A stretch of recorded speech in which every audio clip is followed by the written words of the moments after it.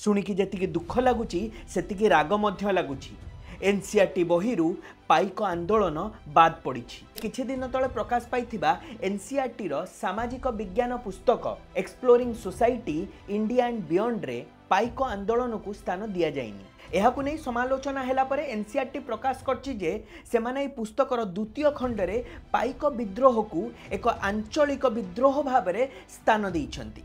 प्रथम कथा है यह एक विद्रोह नथिला, यह थिला एक सशस्त्र आंदोलन। 1857 मसीह होइथिबा सिपाही म्यूटिनी रे सिपाही माने इंग्रेज सरकार को अधीन रे काम करथिले आउ सेमाने विद्रोह करथिले। पाइक माने निज मातृभूमि को रक्षा करबा पई लड़ाई करथिले। पाइक मानकर इतिहास केवल पाइक आंदोलन ठू ही आरंभ होइनी। एही पाइक माने महाभारतर युद्ध मध्य लड़िबा पई जाइथिले। 1857 मसीह होइथिबा सिपाही म्यूटिनी रो 40 वर्ष पूर्व 1817 मसीह एही पाइक आंदोलन आरंभ होइथिला।